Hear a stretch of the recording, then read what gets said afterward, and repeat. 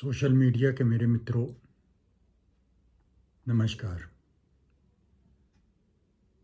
आज मैं आपसे वादे के मुताबिक दोबारा मुखातिब हो रहा हूँ और ये सिलसिला शायद अब चलता भी रहे, क्योंकि मैंने जो कल एक वीडियो डाली थी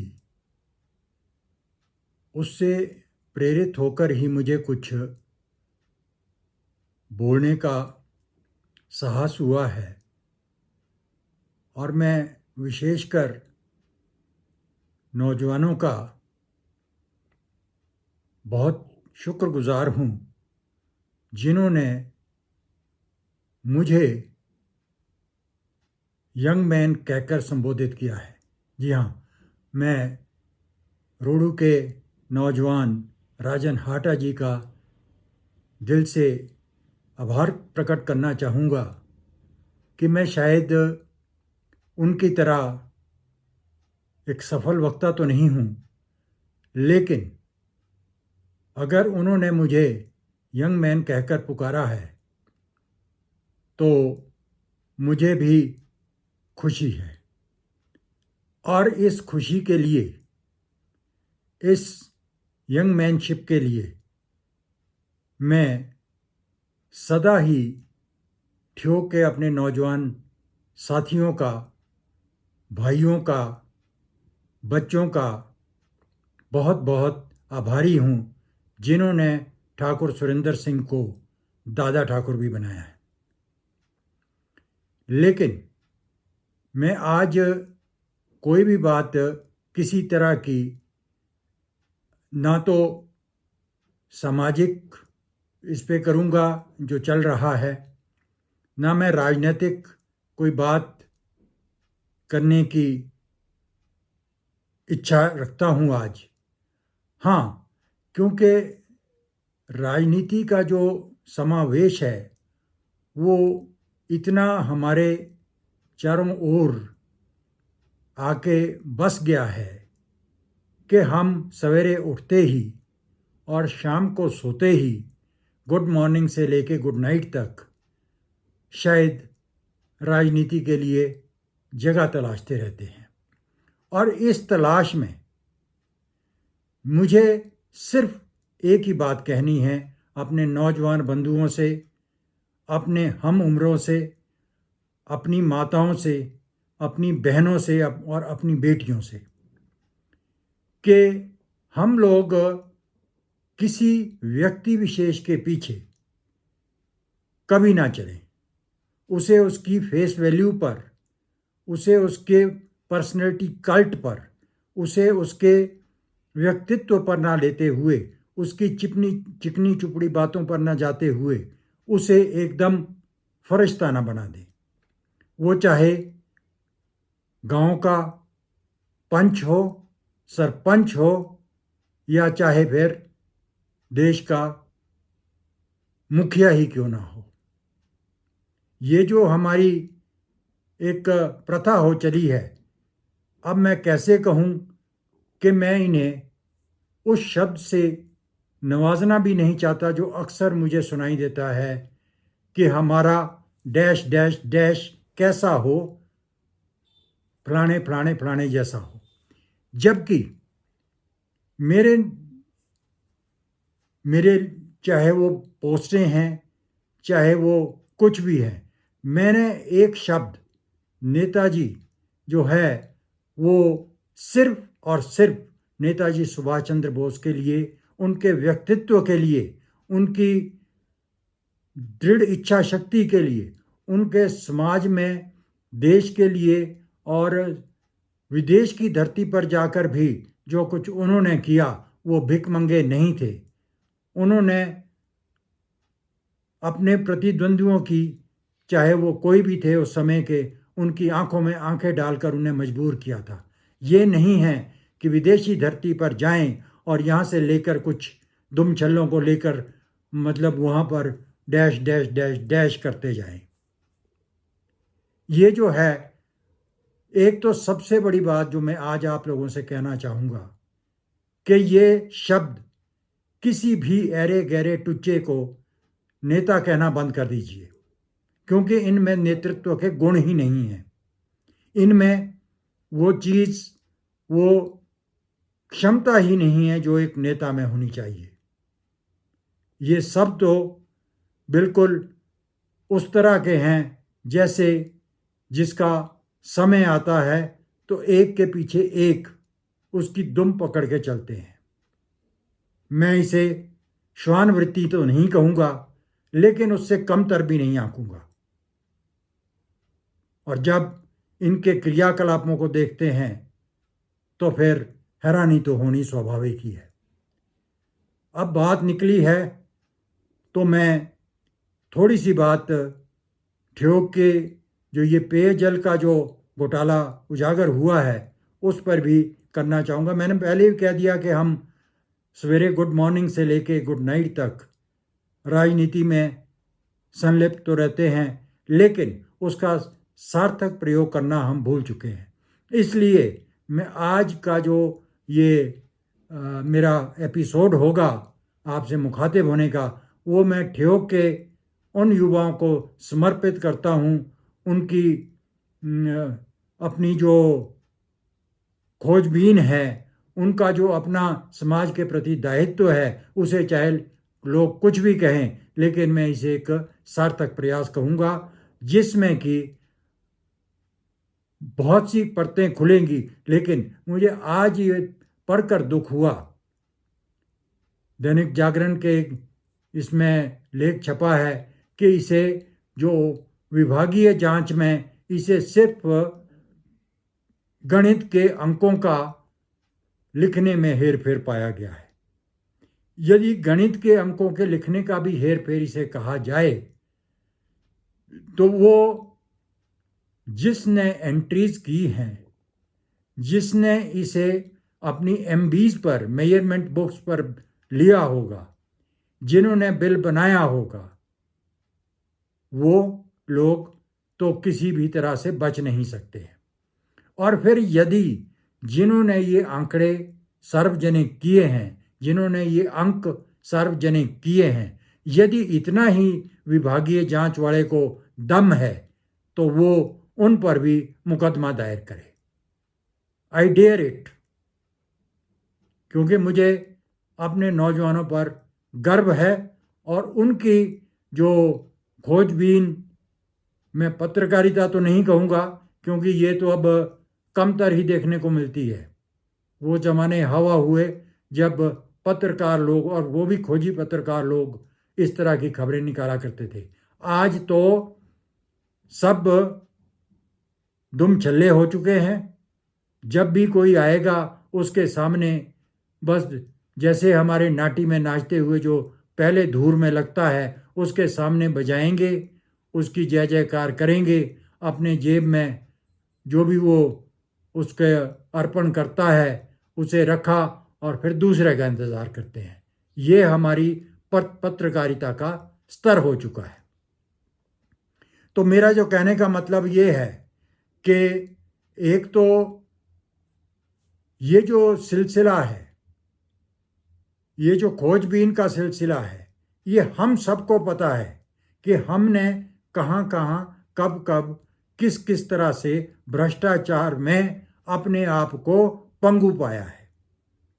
इसलिए मेरा हर एक नौजवान से, हर एक बुजुर्ग से, हर एक माता से, हर एक बहन से और हर एक बेटी से ये करबद्ध निवेदन है कि वो भी आगे आएं, इसे प्रदेश स्तर पर लाएं। इसे देश स्तर पर आते हुए देर नहीं लगेगी यदि प्रदेश ने कुछ इसमें सार्थकता दिखाई तो। अब ऐसा नहीं है कि ठियोग के नौजवान आगे आएं और हम उनका साथ ना दें। ये तो ठीक वैसा ही है जिस तरह इस समय खनौरी बॉर्डर पर बैठे हुए आमरण अनशन पर सरदार जगजीत सिंह डल्लेवाल जी और उनकी जो किसान मजदूर मंच है, उसके साथ सिवाय सरदार भाइयों के और कोई भी इस समय खड़ा नहीं हो रहा है। हो सकता है कि वो दिल से चाह रहे हों, लेकिन कुछ एक हमारे जैसे लोग भी हैं जो सिर्फ घर से राजनीति करना चाहते हैं। अपने जब पूरे बल्ले पे गेंद आएगी तब उसे उछालेंगे। मैं कल भी देख रहा था जिसमें जस्टिस सूर्यकांत जी ने, जो सुप्रीम कोर्ट के हैं, उन्होंने एक हाई पावर कमेटी बनाई है। वो डल्लेवाल जी को मिलने खनौरी बॉर्डर गई, लेकिन जो उनके मुखिया हैं वो शायद रिटायर्ड हैं, कोई जज, और अंबाला से स्वयं को भी एक किसान कहते हैं, लेकिन उनकी वाणी, उनके बातचीत करने का सलीका, उनके काम करने का तरीके को दर्शा देता है। जिस तरह का अभिमान, जिस तरह का शब्दों का उन्होंने उच्चारण किया, वो मुझे नहीं लगता कि वो किसानों के हित में कोई सार्थक प्रयास करेंगे। वो बाकी के तो चुप रहे। एक देवेंद्र जी हैं कोई, वो भी हर जगह, मतलब he seems to be a jack of all trade and master of none. Maybe he is good in gimmick of the what you can say, this analytical जो प्रेजेंटेशन होती है किसी चीज़ की, तो वो कोई बड़ी जादूगरी नहीं है। लेकिन ये सब, चाहे वो जज साहब हैं कि मैं किसान हूँ, खुद काम करता हूँ, मैंने किसी को अभी तक वो नहीं दिया है, उस पर अपनी किसी को आगे अपनी ज़मीन को नहीं दिया है, तो क्या वो लोग जो बेचारे वहाँ पर बैठे हैं, 11 महीने हो गए शायद, वो लोग किसी की ज़मीन पे पल रहे हैं? बहुत दुख होता है। हम लोग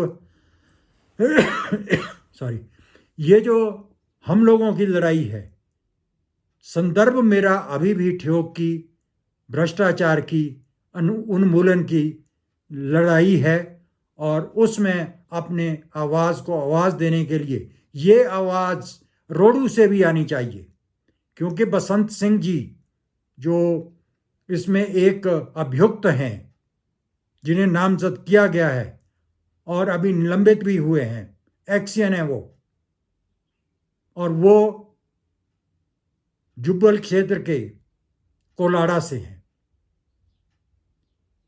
रोडू में भी रहे हैं। ज़रा पता कीजिए रोडू वालों कि उन्होंने इतनी जल्दी अपना वहाँ से स्थानांतरण क्यों किया। क्योंकि जिसे मुफ्त के खाने पीने की आदत लग जाए, वो अपनी रिश्तेदारियों में इन चीज़ों को मतलब पचा नहीं पाता। ये मेरा भी एक अनुरोध है, राजन हाटा जी और वहाँ की जो टीम है, आप लोगों को भी चाहिए कि ये बात थोड़ी उजागर करें। इसी तरह के कई जगह होंगे। ये ज़रूरी नहीं है कि ये जो भी जितने भी लोग हैं, क्योंकि मेरा भी थोड़ा वास्ता इन लोगों से पड़ा है, और मेरा भी जो अनुभव है अधिकारियों को, कर्मचारियों को साधने का, उन्हें थोड़ा सा जागरूक करने का, वो बहुत अच्छा नहीं रहा है। लेकिन ये मेरा दुर्भाग्य है कि मैं उनसे साक्षात मिल नहीं पाया। मेरी हालांकि टेलीफोन पे बात हुई, लेकिन उस बात के एवज में भी जो भी कुछ मुझे मिला, उससे ही मैंने अंदाज़ा लगा लिया था कि ये, क्योंकि चावल को एक दो दाने को देखा जाता, पूरी हांडी नहीं देखी जाती है। तो मेरा जो विभागीय जिन्होंने जांच की है, उन्हें भी ध्यान रखना चाहिए कि महोदय, उस आंच को आप तक आते हुए भी कोई देर नहीं लग सकती है। अभी तो सारी चीज़ें मोड़ के शायद प्रशासनिक अधिकारी की तरफ ले जाएंगे, लेकिन प्रशासनिक अधिकारी को कितना रौंदेंगे आप? कोई आता है प्रशासनिक अधिकारी, अगर नहीं जाता है तो तकलीफ हो जाती है उसे, और अगर रात को किसी को नींद नहीं आती है तो प्रशासनिक अधिकारी, अरे भाई, आप लोग जो है थोड़ा स्वयं भी तो जागरूक हो जाएं। विभाग में जो व्यक्ति आगे अगले पद पर हैं उसे अपने अधीनस्थों का पता होता है कि इसमें कितना पोटेंशियल है और इसकी मार्क कहाँ तक है। इसलिए मैं ये नेतृत्व के गुणों के कारण ही इन कुत्तों बिल्लों को नेता कहना सही नहीं मानता। इसीलिए मेरे शब्द थोड़े एग्रेसिव हो गए, क्योंकि खून तो आखिर राजपूती है, उसमें कोई दो राय नहीं है। और मैं जो बोलता हूँ वो डंके की चोट के साथ बोलता हूँ और बोलता रहूँगा।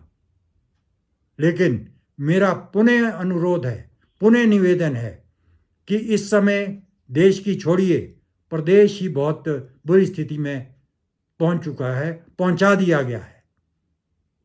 अगर उन्होंने इस तरीके से बना के खाया, जिसका मैं धीरे धीरे खुलासा करता रहूँगा, जो मुझे भी अनुभव हुए हैं अपने के सेवा काल के दौरान, उसका भी मैं गाहे बगाहे जो है वो खुलासा करूँगा।